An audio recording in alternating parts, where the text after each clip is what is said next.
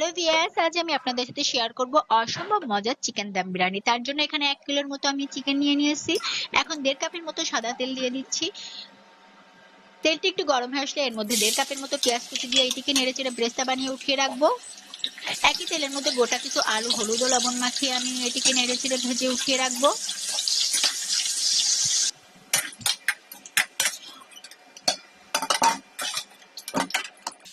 অন্য একটি প্যানের মধ্যে হাফ কাপের মতো আমি সাদা তেল দিয়ে হাফ কাপের মতো পেঁয়াজ কুচি দিয়ে সে মাংসটি আমি রেখে দিয়েছিলাম সেটি দিয়ে দিচ্ছি। এটিকে একটু নেড়েচেড়ে 10 থেকে 15 মিনিটের মতো আমি ভালোভাবে একটু ভেজে নিব। এভাবে করে মাংসটি ভেজে নিলে কিন্তু মাংসটি শক্ত হয় এবং ভীষণ ভালো হয়। এবার ব্রয়লার চিকেনটি একটু ভেজে রান্না করার ট্রাই করবেন। তো সামান্য একটু পরিমাণ লবণ দিয়ে এর মধ্যে আমি একে একে সবগুলো মশলা অ্যাড করে দিব। এখন এখানে আমি 2 চামচের মতো আদা বাটা, 2 চামচের মতো রসুন বাটা, হাফ চামচের মতো লাল মরিচের গুঁড়া, হাফ কাপের মতো এখানে টক দই দিয়ে মাংসটি একটু নেড়েচেড়ে আমি কষিয়ে নিচ্ছি। কিছু সময় কষানোর পরে আমি এখানে এক প্যাকেটের মতো বিরিয়ানির মশলা অ্যাড করে দিচ্ছি।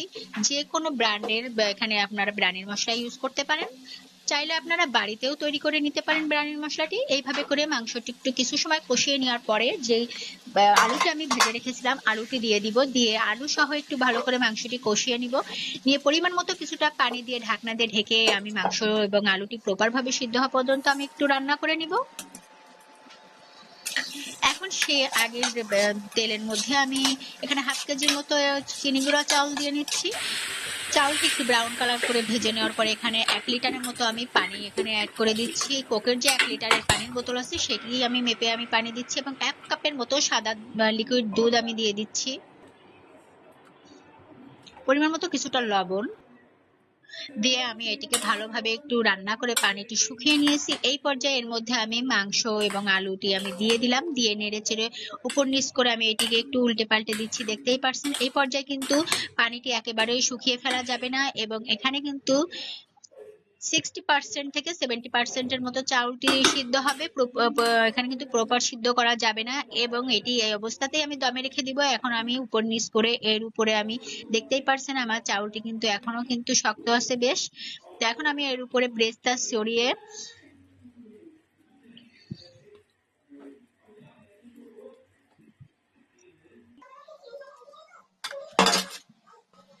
এবং কিছু কাঁচামরিচ ও আলু বোখারা আমি দিয়ে নিচ্ছি এবং 1 চামচের মতো এখানে কেওড়ার জল, 1 থেকে 2 চামচের মতো ঘি দিয়ে ঢাকনা দিয়ে ঢেকে আমি এটিকে দমে রেখে দিব 20 থেকে 25 মিনিটের মতো। 20 থেকে 25 মিনিট পরে আমি ফিরে আসছি। এসে এটিকে দেখতেই পারছেন আমি আপনাদেরকে দেখে দিচ্ছি কতটা ঝরঝরে হয়েছে এবং চাউলটিও কিন্তু প্রপার ভাবে সিদ্ধ হয়ে গিয়েছে। দেখুন আমি কিন্তু কাছ থেকে আপনাদেরকে দেখিয়ে দিচ্ছি কতটা ঝরঝরা হয়েছে। তো একটি সার্ভিং প্লেটে সার্ভ করে আমি আপনাদেরকে দেখিয়ে দিচ্ছি কতটা ইয়ামি এবং ডেলিশিয়াস হয়েছে।